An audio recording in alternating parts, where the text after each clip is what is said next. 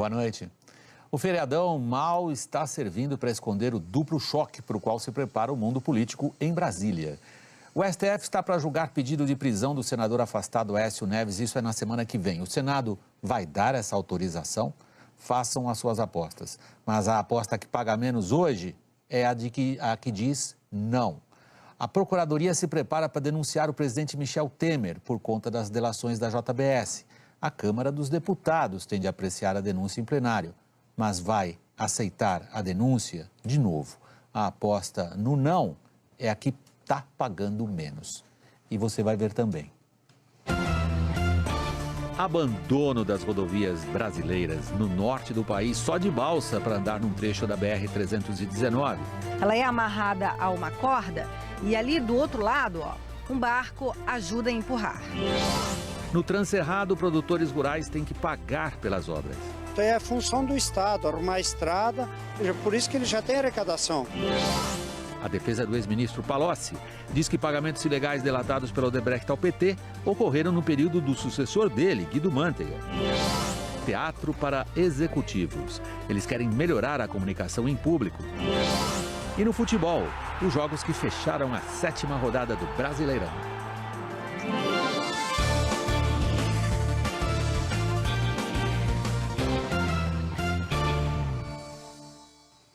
Antecipando uma provável denúncia do Procurador-Geral da República contra o presidente Michel Temer, o mundo político em Brasília se articula para decidir como tratar o caso na Câmara dos Deputados, que terá de apreciar essa questão. A estratégia do governo está definida: acelerar na Câmara a votação do pedido que pode ser apresentado na semana que vem. A Procuradoria-Geral da República deve acusar Temer por envolvimento em crimes como corrupção passiva e obstrução à justiça, com base em delações e provas entregues por delatores da JBS. Na acusação deve ser incluído o episódio da entrega de uma mala com R$500 mil em espécie para um ex-assessor do presidente Michel Temer. Para ser aceita, a denúncia precisa dos votos de pelo menos 342 dos 513 deputados. O governo confia que hoje tem os votos para barrar a investigação, mas tem consciência que a cada dia aumenta o desgaste da imagem do presidente Michel Temer. Por isso, quer colocar a denúncia em votação antes mesmo do recesso parlamentar, que começa no dia 18 de julho. O presidente da Câmara, Rodrigo Maia, aliado de Temer, disse que o tema será tratado com total prioridade quando chegar à Câmara e defende que, se for preciso, não haja o recesso. Para a gente é não acelerar, porque um processo desse não tem que ser corrido, uma denúncia, o julgamento de uma denúncia, né, a possibilidade, né, da autorização, mas deixar bem claro que também não podemos atrasar um minuto, porque o atraso desse julgamento vai deixar o Brasil nessa dúvida, né, os atores econômicos, todos na dúvida, né, e vai tirar da gente tempo para que a gente siga na nossa agenda, que é a nossa prioridade. Deputados que estão na oposição dizem que vão exigir respeito aos prazos regimentais. Na verdade, eles estão com medo do surgimento de novas delações, de novos fatos que vão cada vez mais incriminar o presidente Michel Temer. Quando chegar à Câmara, o pedido de investigação terá que ser analisado primeiro pela Comissão de Constituição e Justiça.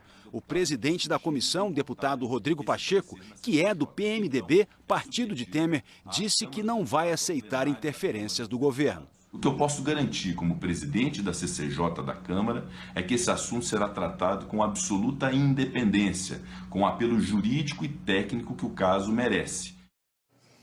Segundo a repórter Andréa Sadi, da Globo News, o presidente Michel Temer usou em São Paulo, em 2014, um assessor da presidência para serviço particular relacionado a uma reforma na casa da sogra dele. No bate-volta para São Paulo, Temer se reuniu com o ministro Moreira Franco e com Arlon Viana, atual chefe de gabinete da presidência de São Paulo e também tesoureiro do PMDB paulista. Arlon Viana é um dos assessores mais próximos do presidente. Conhece Temer há cerca de 20 anos. Em maio de 2017, foi nomeado chefe de gabinete regional de São Paulo do gabinete pessoal do presidente da República. Antes, em 2014, quando era vice-presidente, Temer escalou o assessor Arlon Viana para uma missão particular: selecionar os profissionais que seriam contratados para uma obra privada, a reforma da casa da sogra dele, Norma Tedeschi. O Palácio do Planalto confirma que Arlon foi responsável pela indicação de profissionais para pintura, limpeza e reparos no imóvel alugado na capital paulista. Em entrevista por telefone, eu conversei com Arlon. Primeiro, ele disse que não se envolveu na reforma da casa da sogra de Temer. E me disseram que o senhor coordenou a reforma da casa da dona Norma, né? Não. De jeito nenhum, André. Estou lhe dizendo de coração mesmo, aberto. Eu não me envolvo nessas coisas, de jeito nenhum, entendeu? Eu nunca me envolvi nisso, de jeito nenhum, dessa tal reforma da casa lá da... Depois, atualizou a versão. Disse que achava ter indicado um pintor ou um pedreiro. Se não me falha a memória, um pintor amigo meu, que nem sei onde ele está, até estou procurando ele, entendeu? Para ele esclarecer isso aí.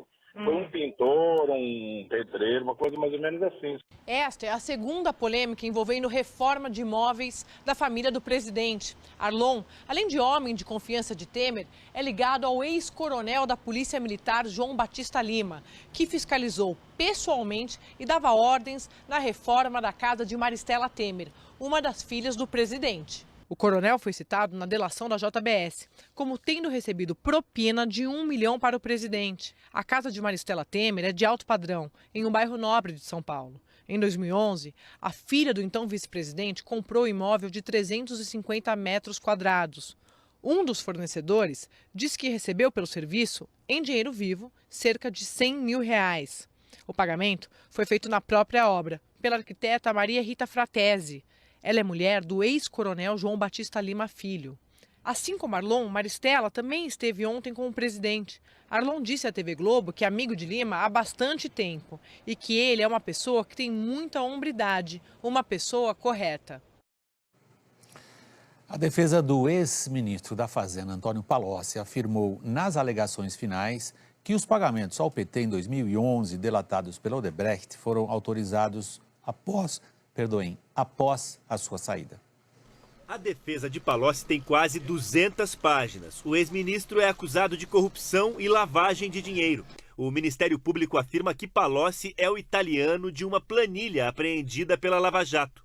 Segundo as investigações, essa planilha é uma contabilidade da Odebrecht de pagamentos de Caixa 2 e propina ao Partido dos Trabalhadores. A planilha mostra pagamentos em 2011 ao codinome Feira, que, segundo as investigações, é o apelido dado a Mônica Moura, mulher do marqueteiro João Santana. O casal foi o responsável pela última campanha de Lula e pelas duas de Dilma Rousseff à presidência da República. Reportagem do jornal O Globo revelou que a defesa de Palocci atribui a Guido Mantega a responsabilidade por pagamentos ao casal. No documento, sem citar o nome de Guido Mantega, a defesa afirmou que importante é ressaltar que os valores constantes da planilha italiano não eram destinados ao acusado, mas sim ao partido, de forma que, após Antônio Palocci deixar o governo, o montante passou a ser gerido por terceira pessoa, como resta claro do interrogatório de Marcelo Odebrecht. No depoimento citado pela defesa de Palocci, Marcelo Odebrecht afirmou: "Sempre deixei claro que essa é uma relação minha, um tipo de conta corrente que eu tinha com a presidência, com o PT e os interlocutores meus. Quem aprovava, quem autorizava os pagamentos eram, no início, Palocci e depois, a partir de meados de 2011, o Guido." A defesa então conclui que, não por acaso, todos os pagamentos realizados em favor dos co-réus Mônica Moura e João Santana no exterior foram realizados a partir de 19 de julho de 2011. Por telefone, o advogado do ex-ministro Mantega disse que as alegações finais da defesa de Antônio Palocci não servem como elemento de prova. O PT vem afirmando que todas as doações recebidas foram legais e declaradas à Justiça Eleitoral. Inaugurada na década de 70 para ligar o Amazonas ao resto do Brasil, a BR-319 virou um pesadelo. A maior parte da estrada não tem mínimas condições de trânsito. A reportagem é de Daniela Branches. A gente veio do Rio Grande do Sul, era bom. A gente mantia tudo e sobrava dinheiro para a gente investir, porque a gente tinha caminhão, a gente comprou carro, abriu fazenda, comprou gado. E isso a gente perdeu tudo. Seu Antônio fala de 30 anos atrás, quando chegou no Amazonas e montou um posto de combustível à margem da BR-319, que liga Manaus a Porto Velho. Hoje, do posto, só restam a estrutura metálica onde ficavam as bombas e o galpão de madeira, onde funcionava um restaurante. Tudo cercado pela mata. Eu já chorei lá, um dia lá escondido. Mas hoje eu penso que ela vai voltar a funcionar. E eu vou fazer uma estrutura de novo lá. A BR-319 ficou pronta na década de 70. Mais de 1.000 trabalhadores ajudaram na obra. A ideia era ligar a Amazônia ao resto do país. E isso aconteceu, mas só durante alguns anos. Com o passar do tempo, a estrada foi sofrendo o impacto do trânsito e do clima. E o que era símbolo de progresso para o extremo norte do Brasil virou um fardo para muita gente. Na BR-319, asfalto só nas duas pontas da estrada, que tem 877 quilômetros. Para quem vem de Manaus, o fim da linha com uma estrutura mais ou menos é aqui. Um asfalto das décadas de 70 e 80, quando a BR funcionou plenamente. A gente entra agora no trecho do meio, uma realidade que isola o Amazonas do resto do Brasil.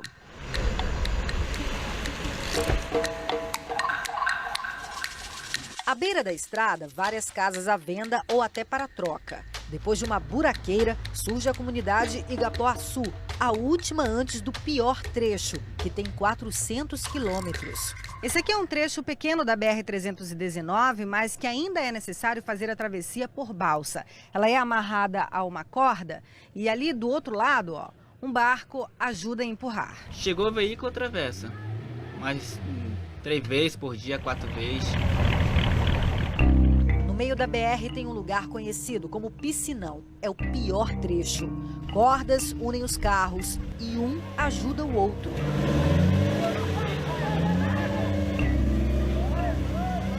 Neste caso, o motorista tentou passar sozinho.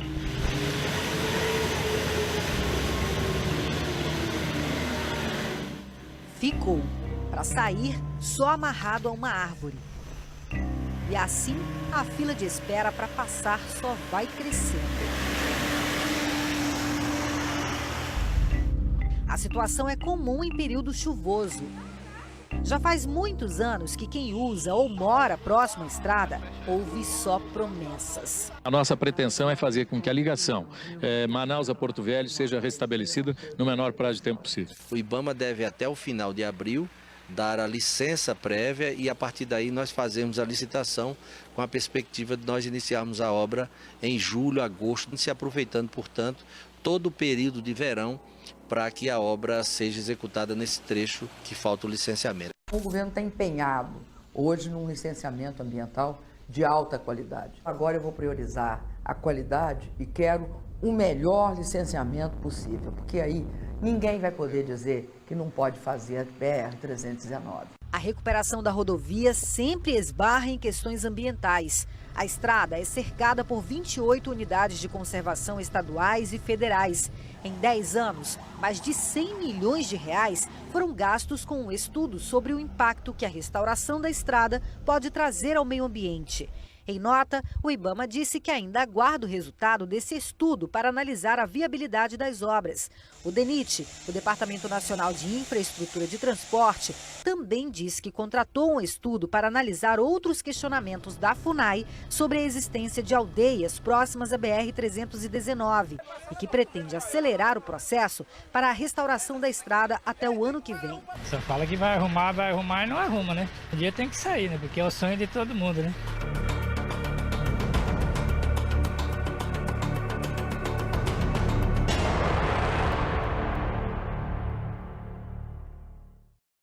Também estradas fundamentais para escoar a espetacular safra agrícola deste ano estão em condições precárias. Confira na reportagem de Fernando Pontes e Neyara Pinheiro.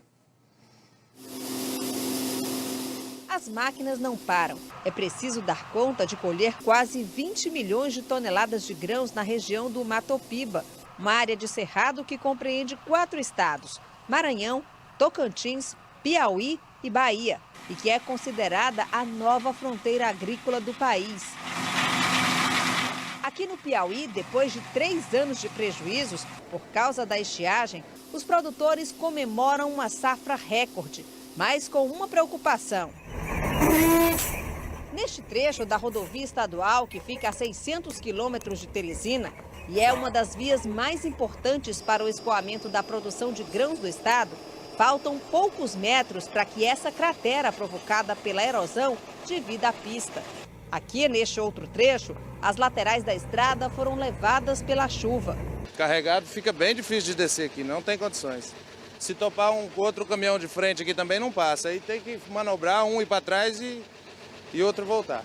E numa outra rodovia, que é uma promessa de quase 2 décadas do governo, a situação não é diferente. A Transcerrado tem 340 quilômetros de extensão e corta as principais áreas produtoras do Piauí. Soja, algodão, milho, sorgo são culturas que compõem o cenário da região. Por estes trechos, poucos se arriscam a passar. Na época de seca é o areião, né? E na época de chuva é porque tem uns atoleiros de barro, muita água. E é complicado.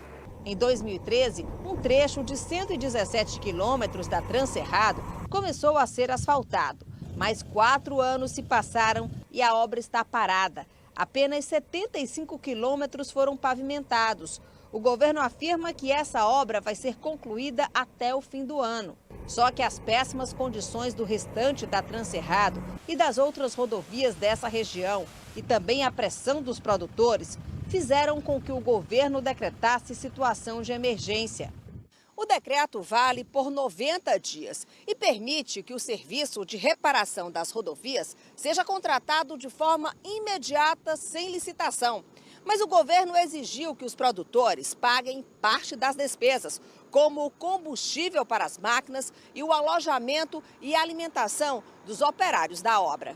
O governo do Piauí diz que está em processo de contratação da empresa para realizar o serviço e que 516 quilômetros de estradas de terra vão ser recuperados de forma emergencial. A exigência de uma contrapartida não agradou aos produtores, que alegam tornar produtiva uma área de quase 1,5 milhão de hectares, o equivalente a mais da metade do estado de Alagoas, e arrecadar para o Piauí, com apenas um único imposto, mais de 290 milhões de reais.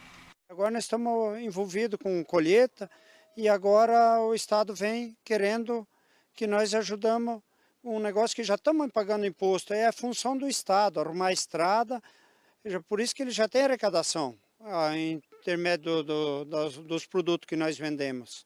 E nessas condições das estradas, não é difícil encontrar caminhoneiro parado no meio do caminho. Nós cruzamos com o Renato, que transportava soja de Palmeiras, no Piauí, para São Luís, no Maranhão.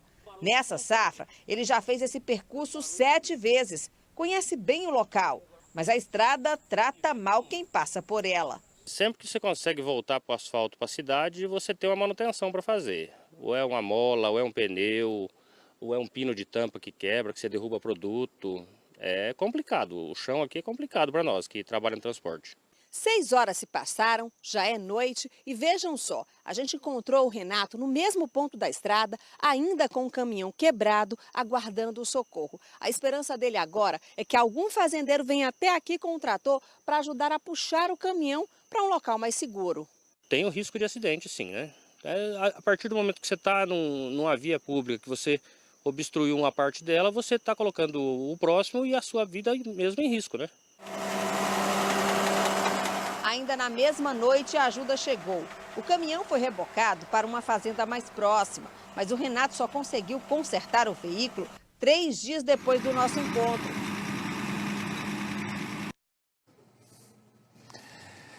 Ainda hoje aqui no Jornal da Globo nós temos para vocês teatro para executivos, querem se dar melhor falando em público, e 2 jogos fechando a 7ª rodada do Brasileirão. Já no próximo bloco, empresas pequenas e médias começam a aproveitar o potencial de exportação.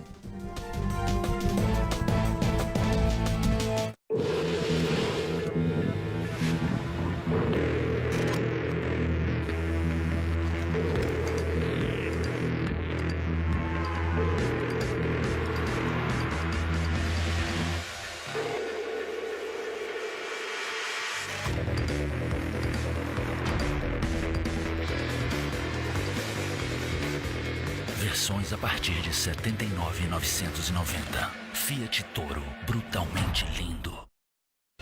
Prepare-se para uma noite de transformações surpreendentes. O show dos famosos. Domingo. Depois dos Jogos do Brasileirão, entra em campo o time do Faustão.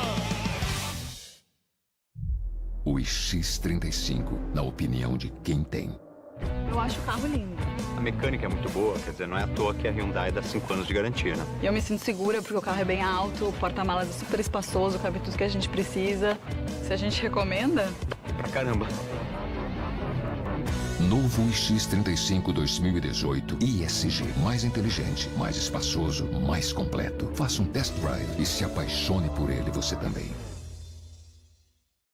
Arte no DIC convida você pro Arraial do Arte, a essência da festa de São João no DIC da Vila Gilda, de 16 de junho a 2 de julho, com shows musicais, barraquinhas, comidas e bebidas típicas. Arraial do Arte, apoio TV Tribuna.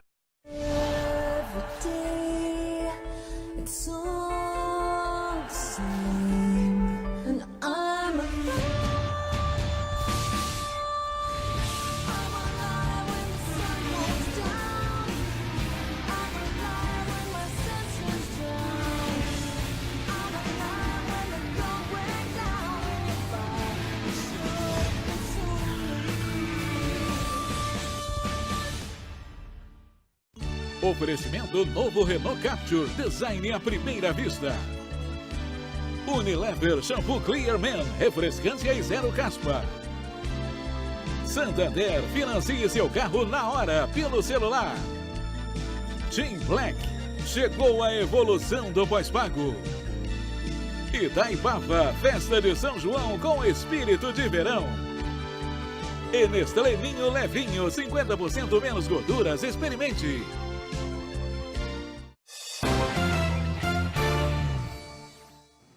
Os senadores americanos aprovaram hoje uma lei que impõe novas sanções contra a Rússia e empareda o presidente Trump. Se quiser suspender medidas punitivas contra os russos, o presidente americano terá de obter a aprovação do Congresso.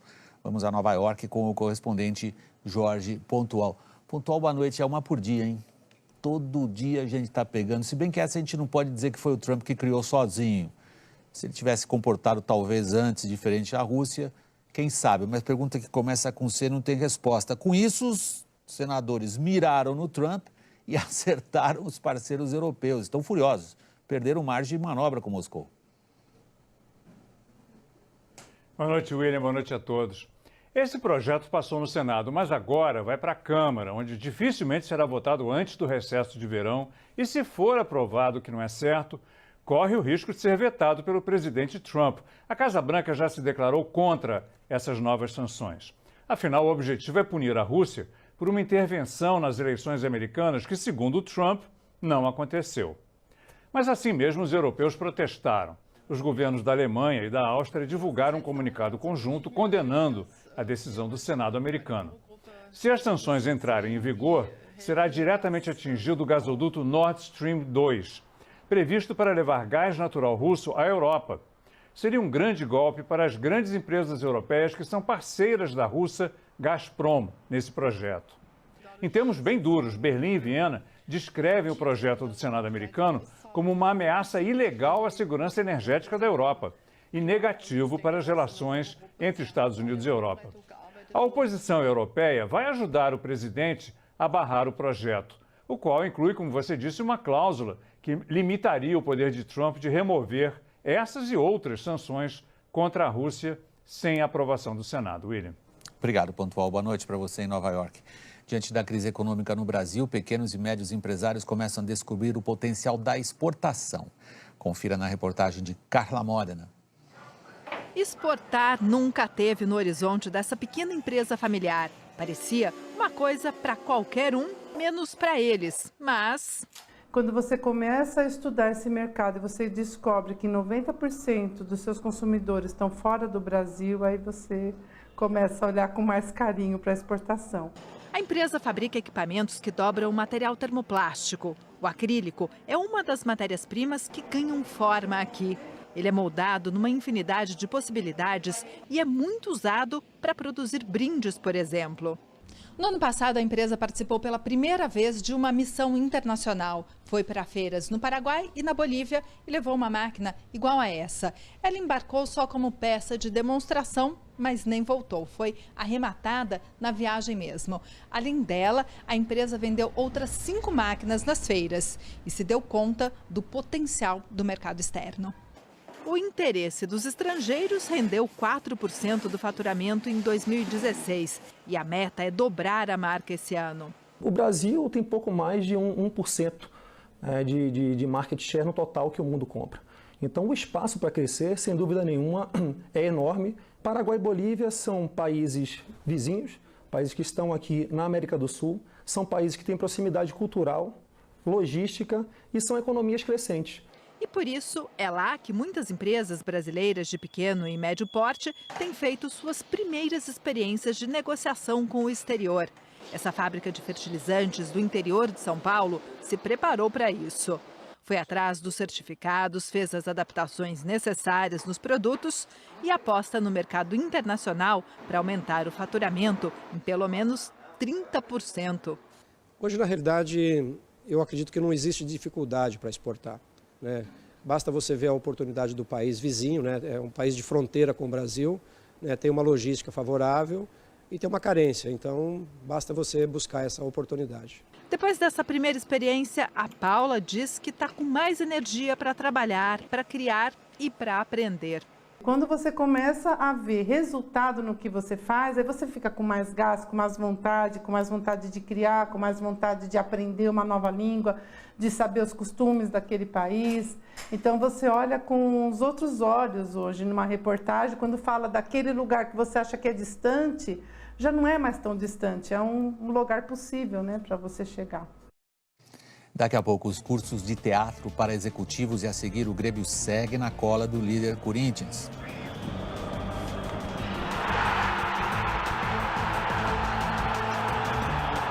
Oportunidade boa é assim. Quando você menos espera, ela aparece, mas dura pouco. 48 horas Chevrolet. São poucas horas para você ter um carro completo com toda a conectividade do Chevrolet MyLink, comandos no volante e uma grande condição. Onix 1.4 completo com parcelas de R$560. E mais, Prisma 1.4 com câmbio automático e parcelas de apenas R$660. Tudo isso em 30 vezes com taxa zero. Aproveite, é só até sábado. Ah, como o Porto cresceu. Dediquei muitos anos da minha vida a transformar esse sonho em realidade. O início de tudo isso foi com muito esforço, sempre desejando contribuir para o crescimento da minha cidade, de toda a região e, quem sabe, até do país. Com os pés no chão e de olho no futuro, trilhei meu caminho e consolidei importantes projetos para a Baixada Santista, dando novo impulso ao Polo de Cubatão e para o Porto de Santos com grandes obras de engenharia. Hoje, olhando tudo isso, diria que meu sonho se tornou realidade.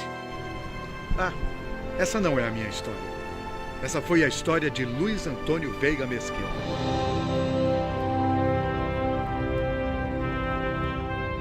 Por dentro do Porto.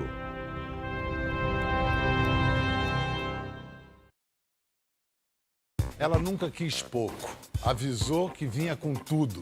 Prepara. Nessa indústria, as pessoas têm muito medo de serem sinceras. O papo rola solto com a Anitta. Tá tudo saindo como você queria, como você planejou? Aqui no Brasil, ainda existe muito preconceito comigo. Daqui a pouco, depois do Jornal da Globo, tem música e conversa com Bial. Oferecimento Bradesco. Você não chegou até aqui para desistir. Pra frente.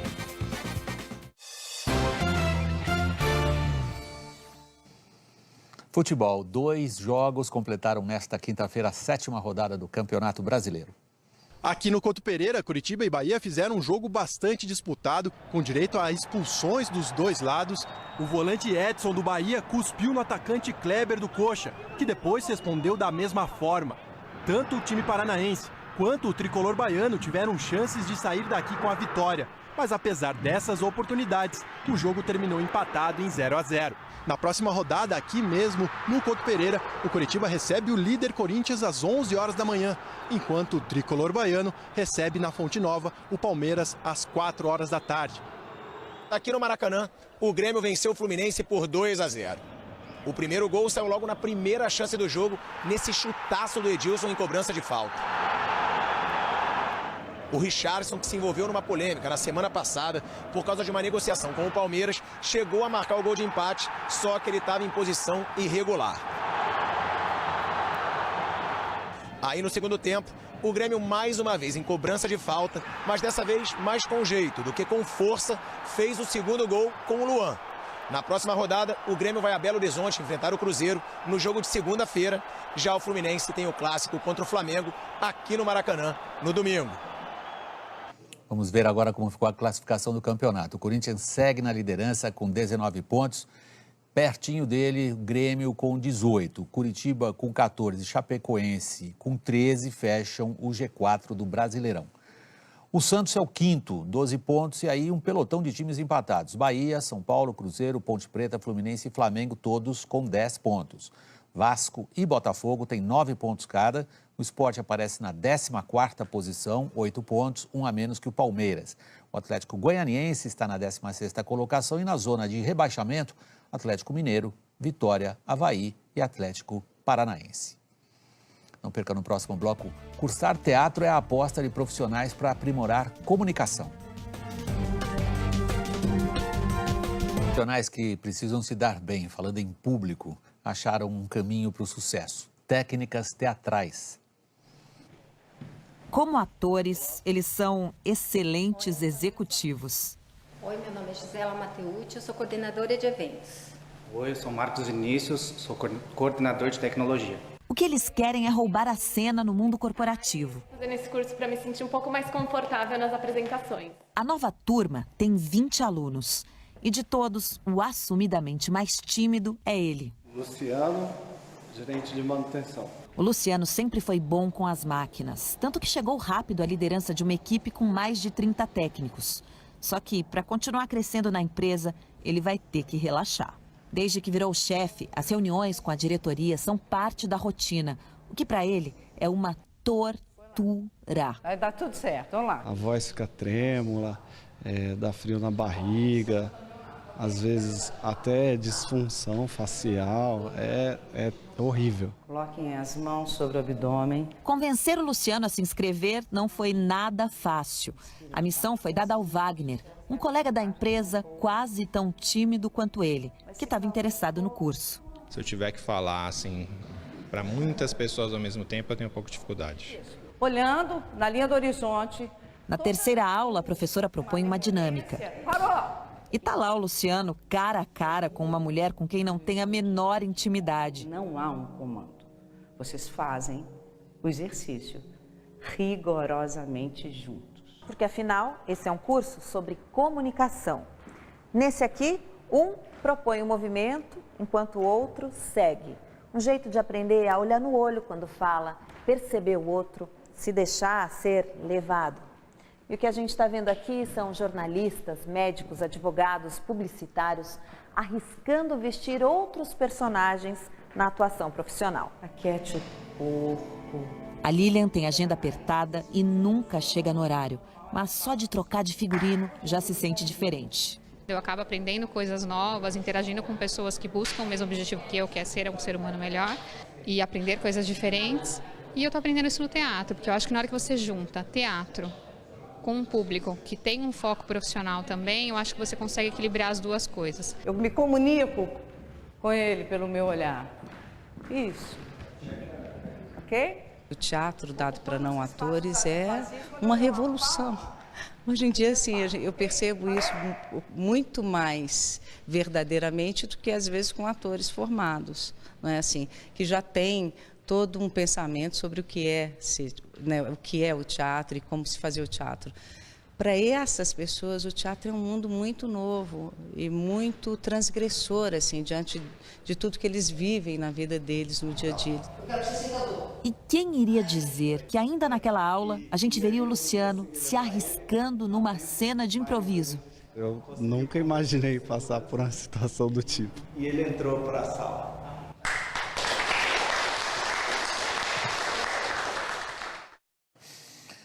O Jornal da Globo fica por aqui. Nossas reportagens você pode revê-las no Globoplay. Outras notícias no Hora 1. Assista agora ao programa Conversa com Bial. Para você, uma boa noite. Até amanhã.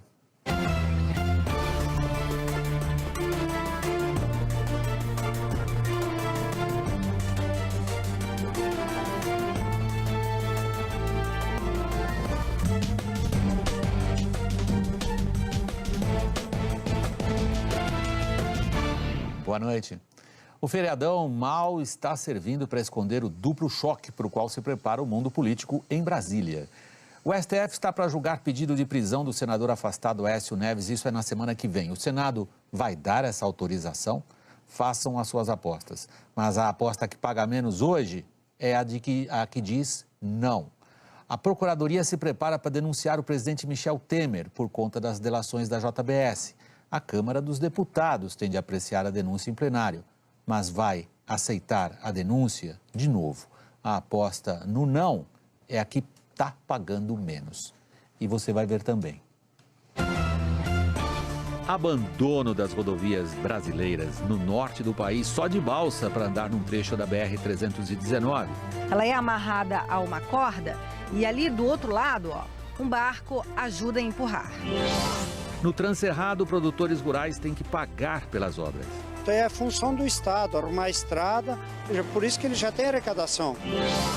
A defesa do ex-ministro Palocci diz que pagamentos ilegais delatados pelo Odebrecht ao PT ocorreram no período do sucessor dele, Guido Mantega. Teatro para executivos. Eles querem melhorar a comunicação em público. E no futebol, os jogos que fecharam a 7ª rodada do Brasileirão.